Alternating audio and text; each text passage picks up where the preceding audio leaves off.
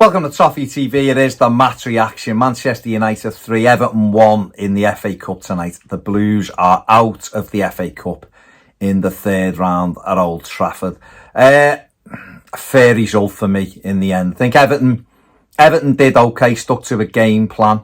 But I think overall Manchester United were deserved winners.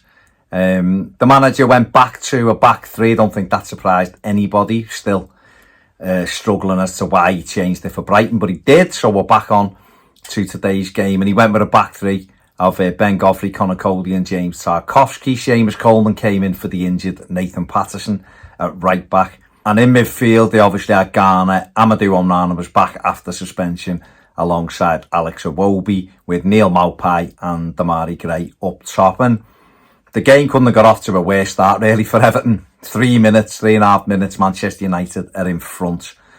Ball across from Rashford and Anthony sliding it home. I don't know what Mykolenko was doing. He could see Anthony. He was right next to him and he runs towards Fernandes and leaves Anthony on his own to tap in. And you did fear the worst at that point. Obviously a goal down in 4 minutes. But Everton, in all fairness, composed themselves and stayed in the game and got themselves back into it after 14 minutes. Good little build-up play. Ball comes to Amadou Onana. I was screaming at him to shoot. He didn't. He held on to it, played Maupay in round the corner. Maupay slid across, and I don't know what David De Gea was doing. If he just goes to one knee, it's a simple take. He lets it go through his legs, and Connor Cody's there with Dalot. Cody toe poker it home to give Everton an equaliser. And Everton just stuck to the plan then in the first half. Jordan Pickford made a couple of decent saves in the first half. Everton, carried the threat with Demarai Gray a couple of times on the break, nice and quick and direct, but just the last pass. We had a couple of breakaways. Seamus Coleman had one with Iwobi and he overhit it. Iwobi had one where it's Seamus running round him, and if he gets the pass right, Seamus is in. And we did have a few of those moments. We also had a shot which hit the post as well from Demarai Gray, which hit David De Gea and went behind for a corner. So in the first half, Everton did cause United some issues. They did as well. United were controlling the game in all fairness, but we're finding it difficult to carve out too many chances. Jordan Pickford, good save from Marcus Rashford. Came out for the second half and you're hoping a bit more of the same, catch him on the counter-attack. But we go and lose Alex Iwobi a couple of minutes into the second half. He goes on a break and gets caught by Malacia, and it looked like, obviously I haven't heard what the manager doesn't know at the moment, so it looked like an ankle ligament to me. The foot seemed to stay in the turf and roll his ankle, so it could be anything from 6 weeks to 3 months to the rest of the season. I've obviously no idea. He looked in agony, and that's a huge blow for Everton because there's no creativity in the midfield without Alex Iwobi. So a massive blow. The Corey come on, and within a couple of minutes, Everton were behind as well. So a terrible opening to the second half. Rashford isolates Seamus Coleman, takes him on, leaves him for dead, cuts the ball across, and Connor Cody sticks a foot out and diverts it past Jordan Pickford. And it's a tough one because as a defender, you look and go, well, what really can he do? He's facing his own goal in the 6-yard box. Is it a case of leave it? But what if there's a centre forward behind him who taps it in? It's a real tough one, and I don't know. It's a cruel blow. And United controlled it then. Fernandes has a shot from far out, which Pickford does really well to tip over the bar. United got in a few times. Everton, some good blocks.